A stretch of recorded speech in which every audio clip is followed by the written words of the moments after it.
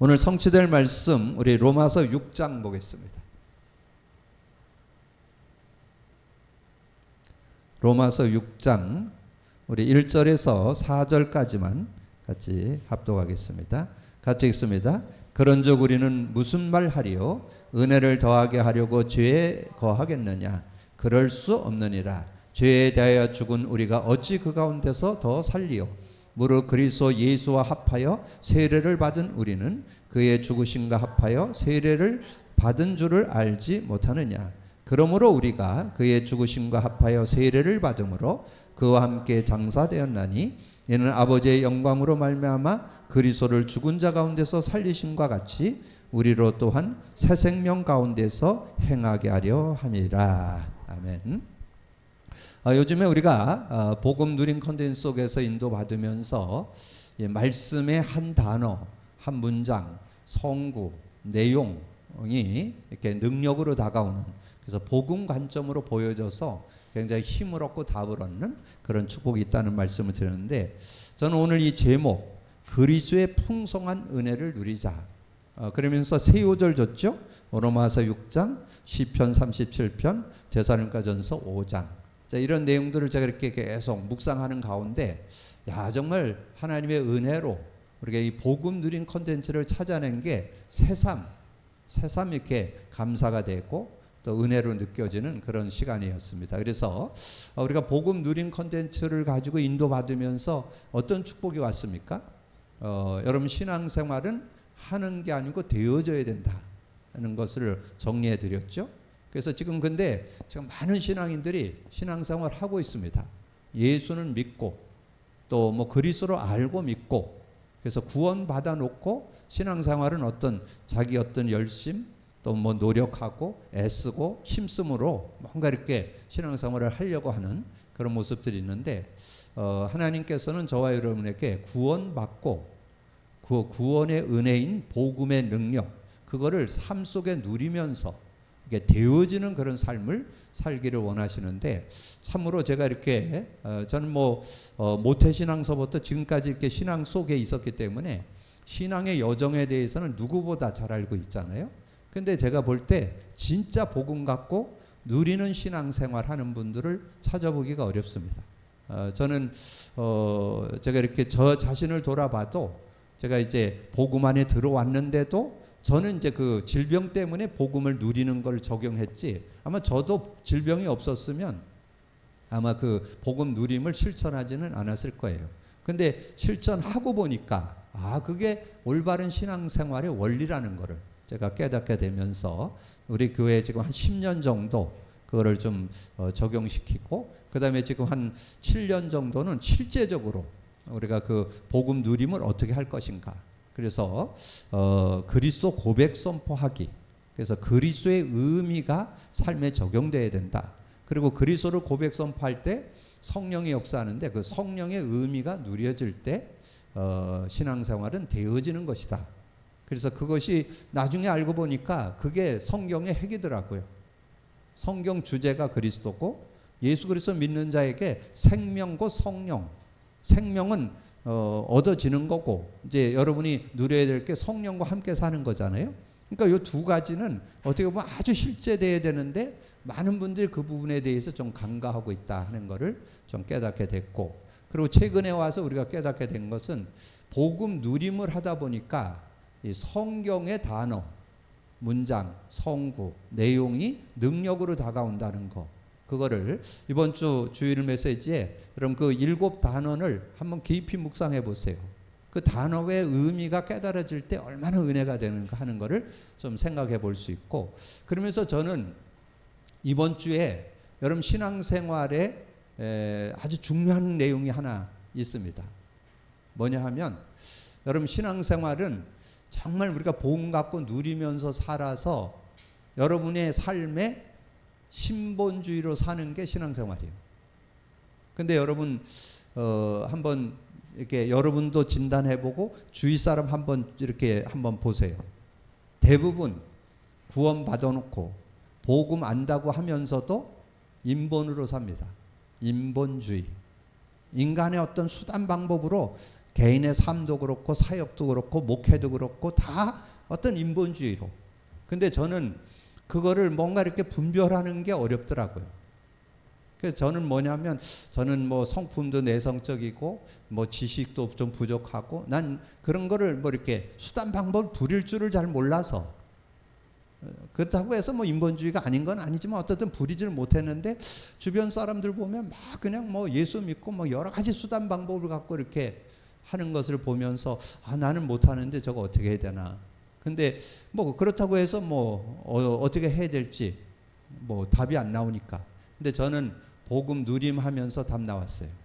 저는 복음 누림하면서 인본주의 안 해도 된다는 답. 왜냐하면 신본이 더 세니까. 신본주의가 훨씬 더 인본보다 앞섭니다.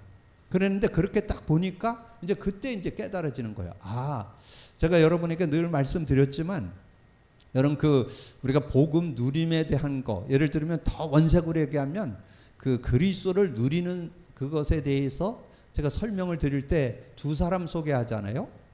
아브라함하고 이 베드로하고. 근데 아브라함이 그 의미 여러분 피제사 안 드린 거 아닙니다. 갈대우를 떠나서 가나안 땅에 들어와서 계속 피제사 드렸어요. 근데 그 피제사는 드렸는데 의미가 내 거가 안 됐어요. 내 거가 안 됐다는 말은 하나님의 은혜는 누려. 여러분 그 애굽에 내려갔다가 올라와 가지고 조카 롯을 떠나보내고 단을 쌓았을 때 하나님이 축복했잖아요. 그러니까 하나님이 그냥 축복하는 것을 뭐 전혀 못 받는 건 아니에요. 응답 못 받느냐? 대부분 가병 창세기 14장에 가병 318명 거느리고 막 11조 드리고 뭐 그 전리품 가져가라는데 안 가져. 여러분 얼마나 멋진 신앙이라고. 뭐 주변 사람들 보면 야 최고의 신앙 다 그렇게 얘기하죠. 근데 저는 거기가 최고의 신앙 아니라고 봅니다. 요걸 분별할 수 있어야 돼요. 왜 그러냐면 그 다음 장 15장에 나와요. 하나님이 아브라함 찾아와가지고 얘기하잖아요. 나는 너의 배경이고 너의 큰 상급이다. 그러니까 아브라함이 뭐라 그래요? 나의 상속자는 여기 엘리에셀이 내 상속자입니다. 그 얘기는 뭐냐면 애 준다더니 왜 안 주네. 그 내면에 불신앙하고 있다니까. 아이 준다 그랬는데 하나님 시간표 돼서 줄 건데 자꾸 불신앙하면서 지금 그러니까 그 창세기 14장의 그 응답은 뭐 믿음 갖고 있는 사람에게 주시는 응답이 맞지만 그게 다가 아니라는 거죠. 그 지금 육신적인 건 응답을 받지만 실제적인 응답은 아직 못 들어갔어요. 그래갖고 어떻게 됐어요? 15장에 하나님 앞에 단을 쌓고 했는데 여러분 그 내용 늘 얘기했잖아요. 창세기 15장 12절에 뭐라 했어요? 12절에 하나님 앞에 피제사 드렸는데 저녁이 됐는데 캄캄함이 밀려오면서 어두움이 그를 덮어버렸고 그에게 두려움이 그에게 임했다. 그 말은 내면적인 건 해설 못하는 거예요. 그러니까 육신적인 거 세상적인 응답은 좀 받는데 이 내면에 있는 그 문제는 해결 못 받는 거죠. 그러니까 어떻게 됐어요?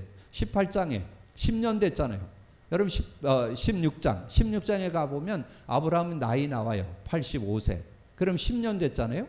10년 됐는데 아내가 얘기하는 거예요. 우리 10년 됐는데 당신도 나이 들고 나도 나이 들었으니까 우리 저기 애굽에서 데려온 하갈이라는 여인 취해서 우리 애 낳자고. 그러니까 이 아브라함이 어떻게 덜커덕 애 낳았잖아요. 덜커덕 애 낳았는데 그게 어떻게 됐어요?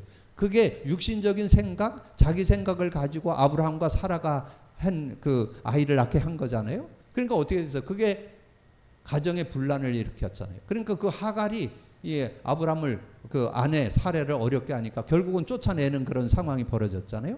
그런데 이 피제사 가지고 아브라함이 의미를 못 깨닫는 거예요.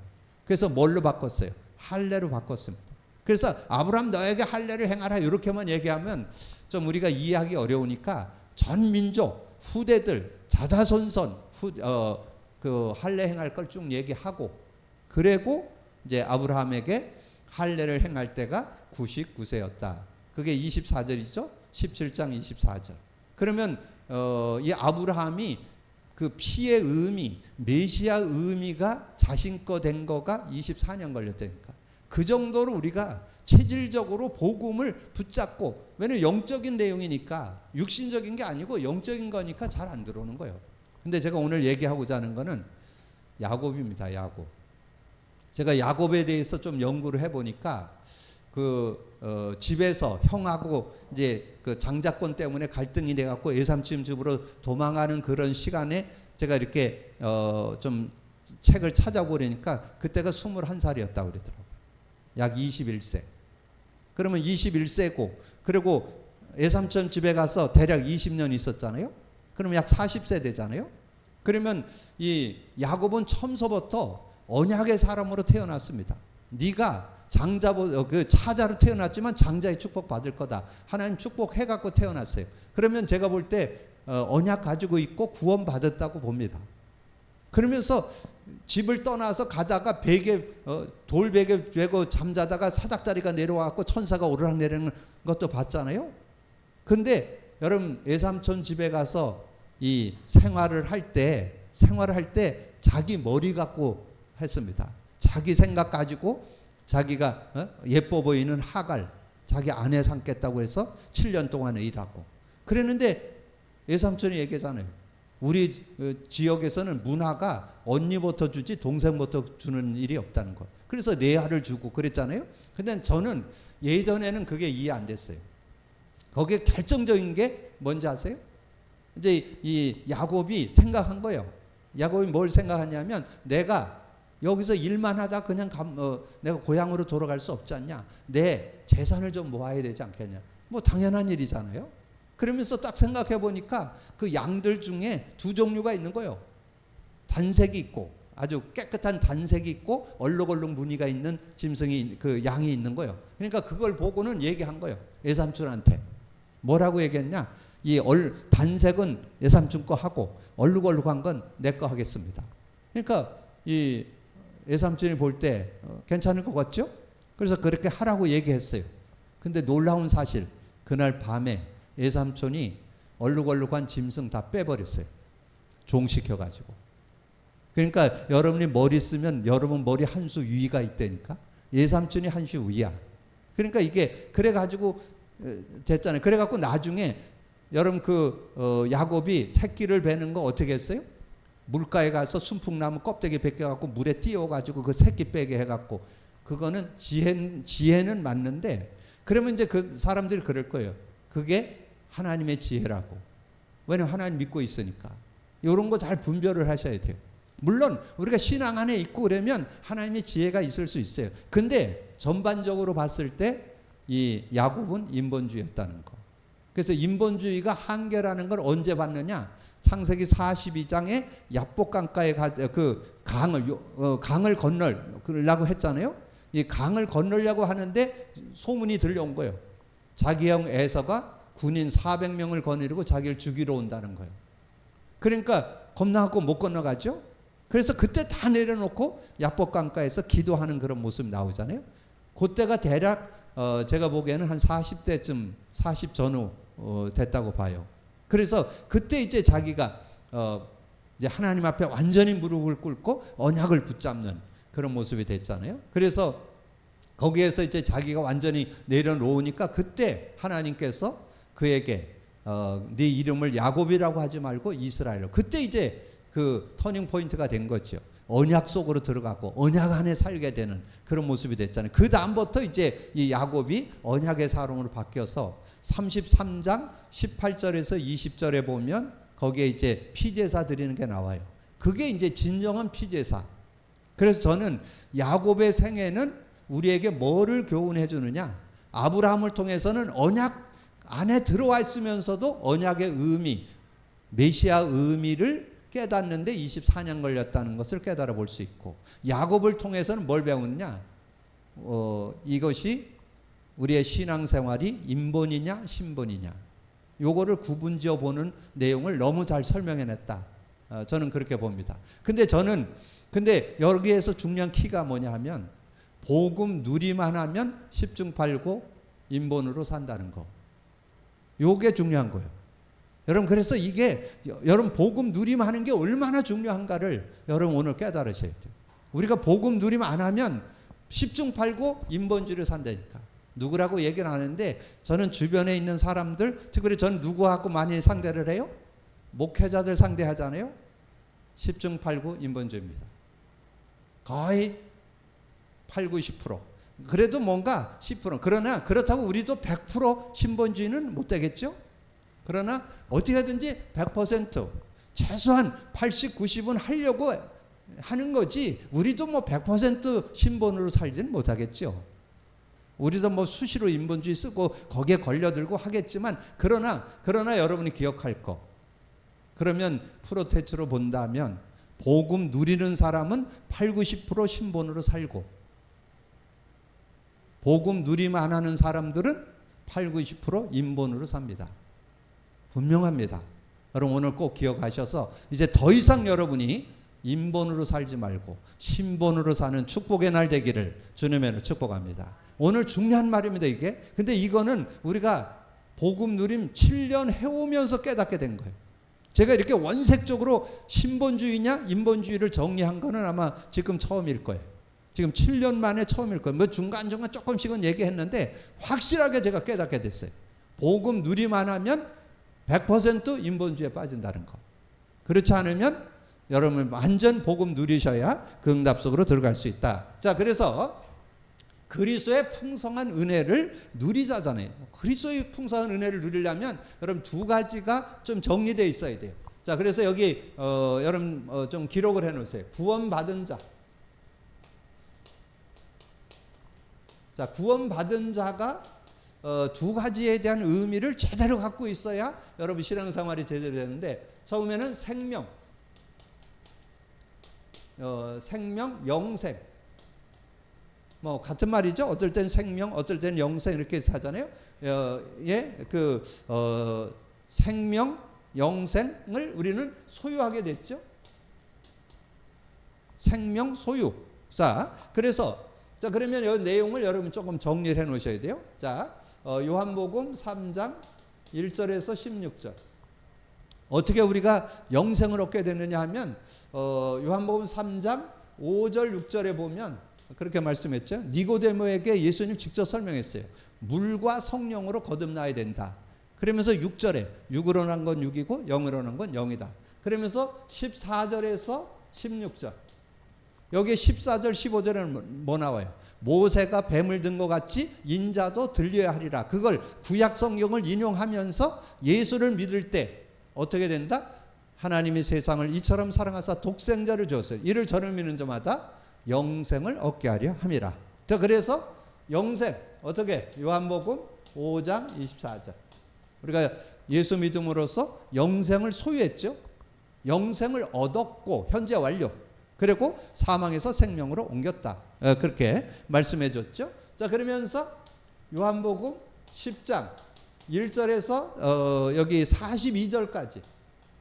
특별히 여기에는 10절과 28절, 29절을 여러분 좀 참고하셔야 돼요. 거기에 이제 예수님이 목자고 우리는 양으로 이렇게 표현을 쭉 하면서 10절에 뭐랬어요? 도적이 온 것은 도적질하고 죽이고 멸망시키고 내가 온 것은 양으로 생명을 얻게 하고 더 풍성케 하려고 예수님이 오셨다. 생명, 영생 얻어서 풍성한 삶. 그러면서 그 28절 29절에 뭐라 그랬냐?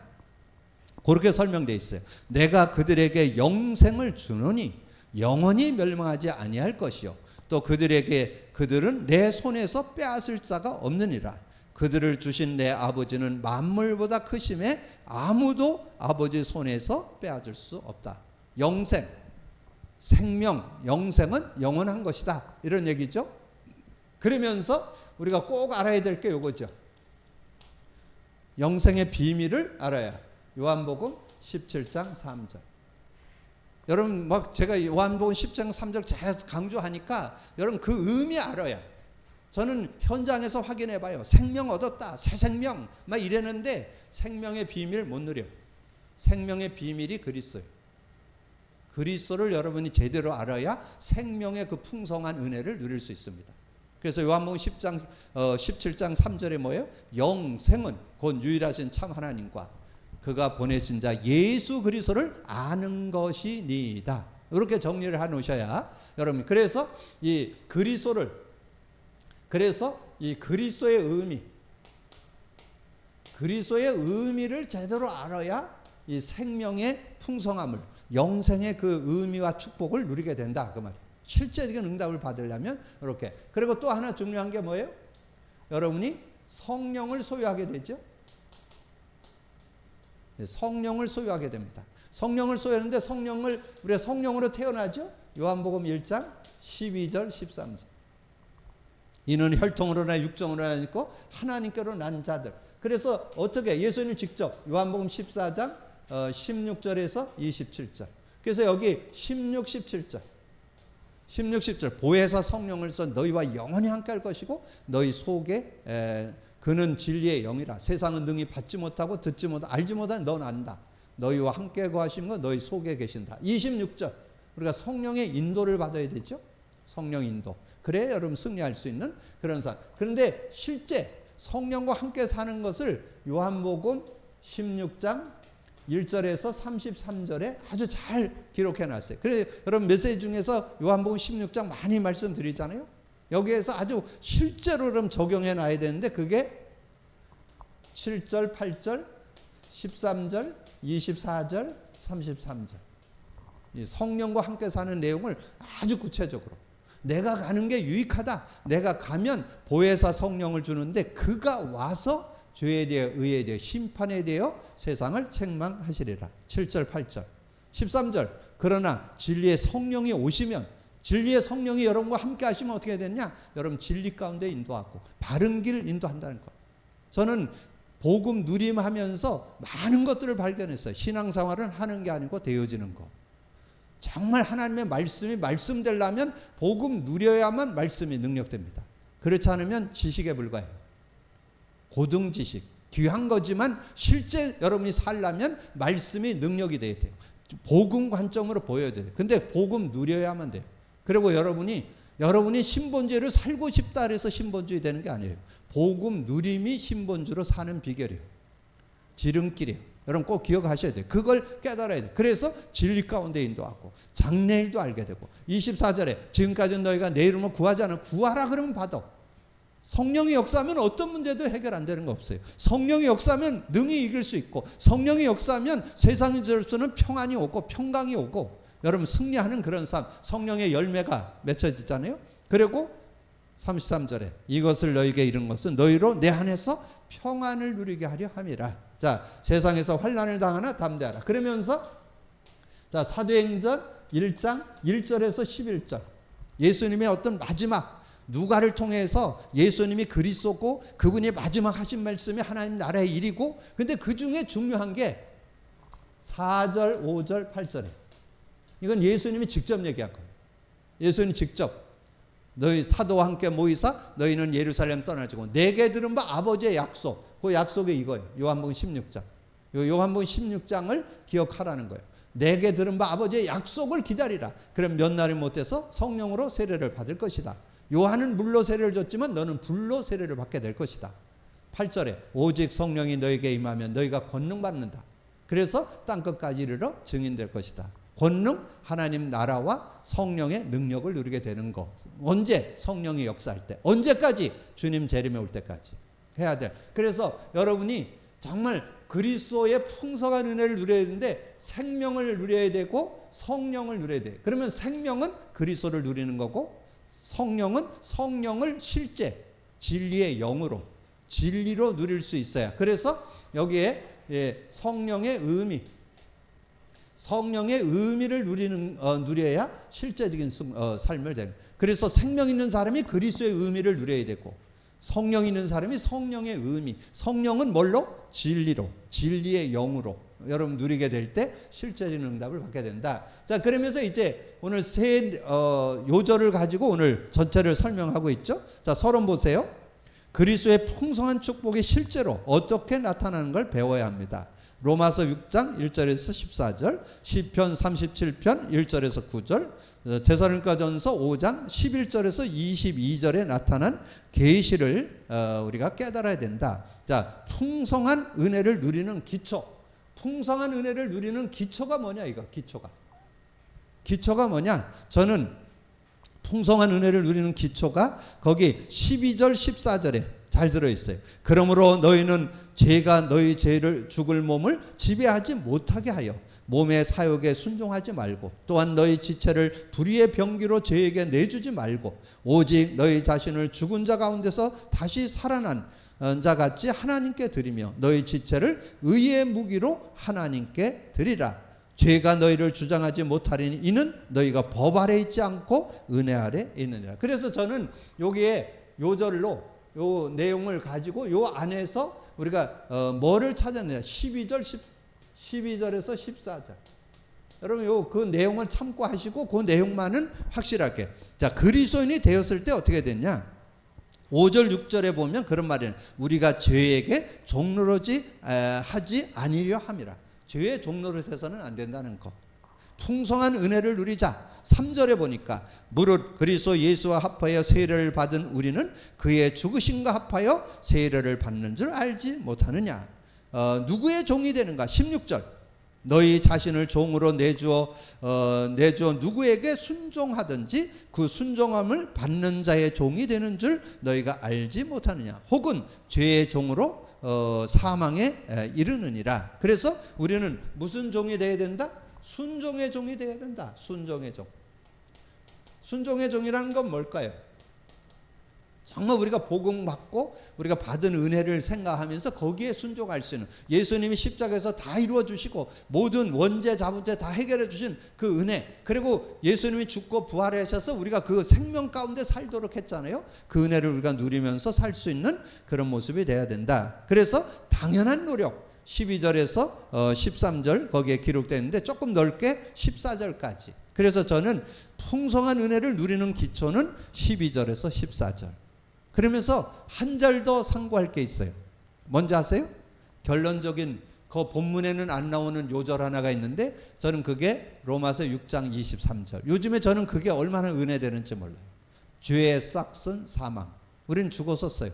그러나 하나님의 은사는 그리스도 예수 우리 주 안에 있는 영생이니라. 우리가 사망이었는데 생명 얻었지 않냐. 저는 기초 중에 기초가 뭐냐? 우리가 생명을 소유하게 됐고 성령을 소유하게 됐다는 거. 이거를 여러분이 실제만 안다면 조금도 모자라지 않는 그런 삶을 살 수 있다. 이렇게 정리해 볼 수 있고, 그 다음에 풍성한 은혜를 누리는 체험. 그럼 우리가 세상에 사는 동안에 여러 사람들하고 살잖아요. 그럴 때 어떻게 살아야 되는가를 정확하게 이 시편 37편 아주 잘 기록에 돼 있습니다. 근데 거기에 시편 37전에 거기에 딱 보면 뭐가 붙어 있느냐 하면 다윗의 시라 이렇게 돼 있어요. 다윗의 시라면은 다윗이 어떤 사람이에요? 메시아 언약 분명했던 사람. 무슨 언약? 언약궤 신앙 분명했던 사람이잖아요. 그래서 언약궤 신앙이 얼마나 확실했던지 그 언약궤를 모시는 성전 짓는 게 평생 소원이었으니까. 그러니까 언약궤에 대한 확실한 신앙, 메시아의 신앙이 확실했던 다윗의 시에 보니까 어떻게, 그러면 다른 말로 하면 뭐예요? 복음 누렸던 다윗은 어떻게 살았는가? 그렇다면 우리가 복음 누리는 사람은 어떻게 살아야 되는 걸 시편 37편으로 정확하게 말씀해 주는 거죠. 자, 그 내용을 쭉 보면 1절 2절에 악을 행하는 자들 때문에 불평하지 말며 불의를 행하는 자들 때문에 시기하지 말지어다. 악행하는 자, 불평하는 자, 이런 사람들 때문에 시기하지 말라는 거예요. 여러분 주변에 그런 사람 많잖아요. 자, 그들은 풀과 같이 속히 배임을 당할 것이요 푸른 채소같이 새잠할 것이니라. 그러면서 3절에 여호와를 의뢰하고 선을 행하라. 땅에 머무는 동안 그의 성실로 먹을 거리를 삼을지어다. 또 여호와를 기뻐하라. 그가 내 마음의 소원을 내게 이루어 주시리라. 내 길을 여호와께 맡기라. 그를 의지하면 그가 이루고 내 의의 빛을 빛같이 나타내시며 내 공의를 경외의 빛같이 하시리로다. 자, 그렇게 말씀해 주잖아요. 그러면서 7절에서 9절 여호와 앞에 잠잠하고 참고 기다리라. 자기 길이 형통하며 악한 꾀를 이루는 자 때문에 불평하지 말지어다. 분을 그치고 노를 버리며 불평하지 말라. 오히려 악을 만들 뿐이니라. 진실로 악을 행하는 자들은 끊어질 것이요 여호와를 소망하는 자들은 땅을 차지하리로다. 왜 그래야 되느냐? 10절에 잠시 후에는 악인이 없어지리니 내가 그곳에 자세히 살필지라도 없으리로다. 하나님께서 여러분과 어려움 주고 이런 분들이 그렇게 뭐 오래 가지 않는다는 거예요. 거기에 대해서 눌리지 말라. 그래서 여기에서 1절과 10절을 여러분 좀 기억하셔요. 악행하는 자들 때문에 불평하지 말고 불의를 행하는 자들을 시기하지 말지어다. 왜냐? 10절에 잠시 후에는 악인이 없어지는 네가 그곳을 자세히 살필지라도 없으리로다. 그렇게 오래 가지 않는다는 거예요. 거기에 너무 매일 필요 없다는 거예요. 그러면 어떻게 살아야 될까? 저는 여기에서 정말 이 하나님께 주신 풍성한 은혜를 체험하려면 5절 6절 저는 요것만 여러분 마음에 좀 담고 인도받으면 뭐 여기 내용은 정리를 하시고 5절 6절에 그렇게 했잖아요. 내 길을 여호와께 맡기라. 그를 의지하면 그가 이루시고 내 의를 빛같이 나타내시며 내 공의를 정오의 빛같이 하시리로다. 자, 이런 은혜들이 있기 때문에 우리가 겸손히 하나님 앞에 맡기면서 그렇게 인도받는다면 승리하는 그런 삶이 되어질 수 있음을 우리에게 말씀해 주는 거죠. 그러면 우리가 항상 행할 것, 풍성한 은혜를 지속하는 것. 자, 항상 행하되 풍성한 은혜를 지속. 자, 여러분 잘 기억하세요. 정말 풍성한 은혜를 누리는 기초는 우리의 상태죠. 하나님께서 우리가 구원받은 하나님의 자녀들에게는 이제 예수님이 십자가에 죽고 부활하셔서 우리가 죄의 종이 되지 않고 의에 순종하면서 살아갈 수 있는 은혜를 줬고, 그 다음에 우리가 체험해야 될 것은 정말 우리가 복음의 능력을 가지고 거기서 증거를 줬어요. 누가? 다윗이 어떤 증거로 다윗의 시잖아요. 다윗의 신앙 고백에 이게 사람들에게 매이지 말라. 막 불평하는 사람, 원망하는 사람 여러분 매이지 마라. 어느 날 보니까 없어지더라.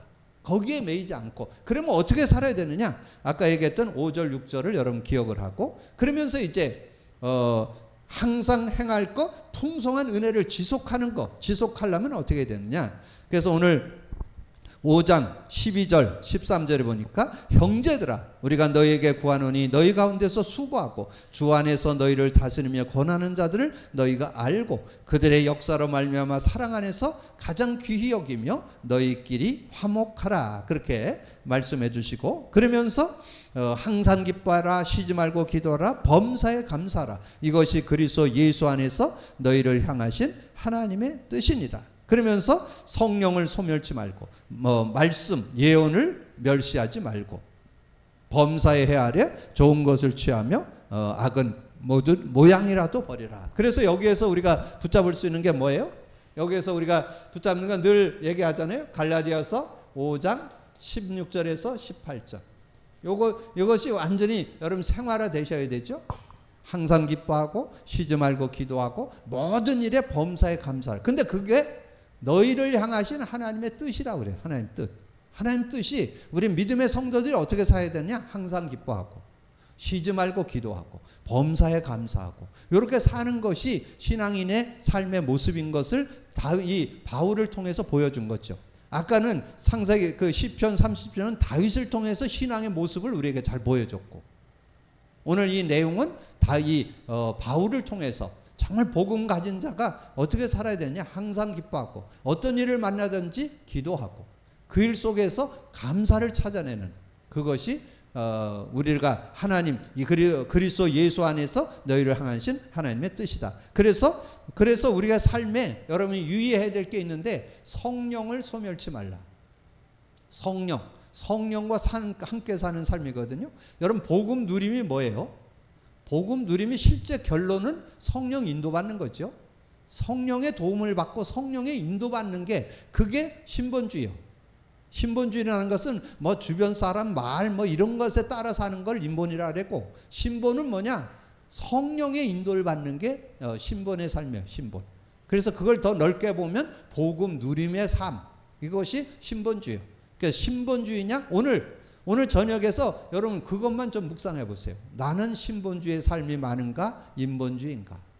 요것만 여러분. 근데 그거를 복음 누림 안 하면 분별이 안 돼요. 왜냐면 뭐 다 신앙 안에 있고 뭐 다 예수 믿고 있고 뭐 복음 갖고 있다니까 이게 분별하기가 좀 어려워요.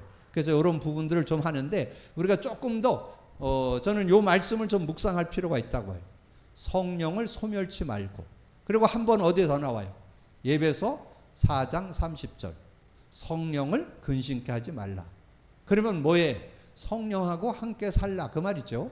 성령을 의지하는 삶. 그러면 여러분의 연약 한계를 넘어서는, 그래서 그 축복을 제대로 누린 사람 한 사람인데 누굴까요? 구약에서는 요셉. 요셉이 정말 자신의 성품도 막 형들의 잘못을 아버지에게 고자질하고 또 아버지가 채색 옷을 입히고 그래서 형들의 시기 질투를 받는 그런 존재였지만, 그러나 이 성령의 역사 임마누엘을 제대로 누린 사람이 요셉이었잖아요. 전혀 모자람 없는 그런 삶을 살았던 것, 그것을 우리에게 보여주고, 신약에 와서는 마가다락방에 모였던 성도들 120명의 성도들이 언약 가지고, 물론 다 그렇게 되지는 않았겠죠. 그 중에 대표적인 인물이 이 스데반 집사님과 빌립 집사님이 정말 성령의 역사를 가지고 자신의 삶을 살고 이 전도 현장의 증인으로 서게 되는 그런 모습이 됐잖아요. 그런 응답을 받는 그런 모습이 돼야 된다. 그래서 성령을 소멸치 말고 말씀을 멸시하지 말고, 우리는 말씀을 가지고 사는 사람이잖아요. 우리는 뭐 먹고 사느냐?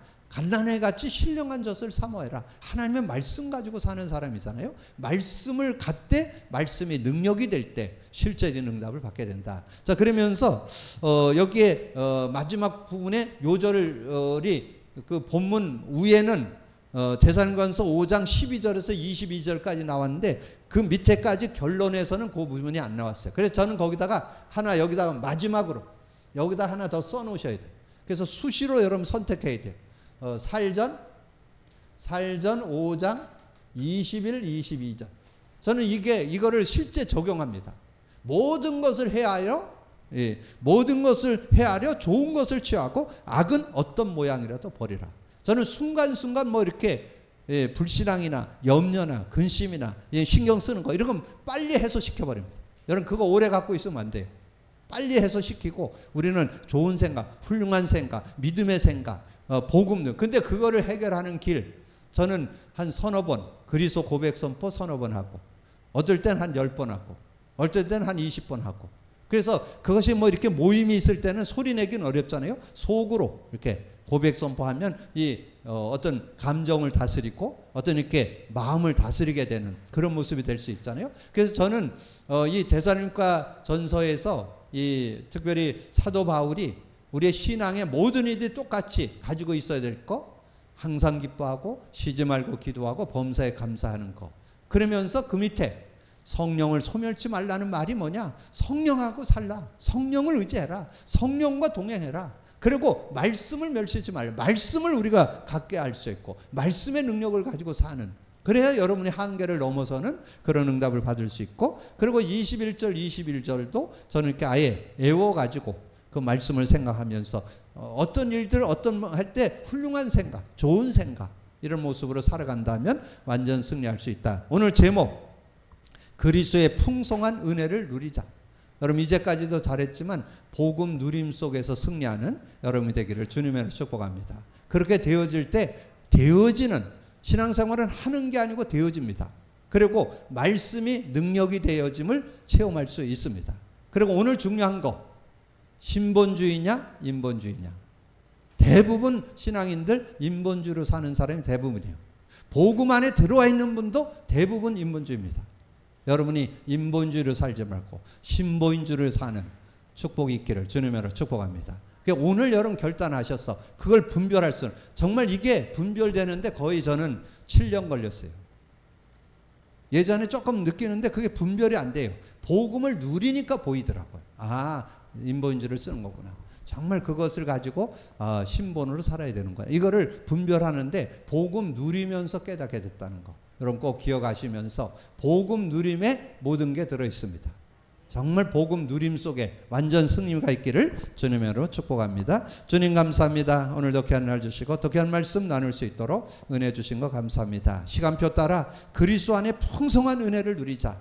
아버지는 제목이 나왔는데 그 언약 속에 그 믿음 속에 들어갈 수 있는 저희들 되게 하여 주옵소서. 구약의 다윗이 신약의 바울이 정말 그 축복 속에 어떻게 인도받았는지를 정리해 줬는데 우리도 그 축복 속에 들어갈 수 있도록 역사해 주옵소서. 우리가 겸손히 복음 누림 속에 들어간다면 아버지는 이 세상을 살아가는 동안에 인본으로 살지 않고 신본으로 사는 시대의 응답과 주역, 축복의 주역이 되는 우리가 될 줄로 믿습니다. 믿음 갖고 인도받는 우리 모두가 되도록 역사해 주옵소서. 감사하고 주님 예수 그리스도 이름으로 기도하옵나이다. 아멘.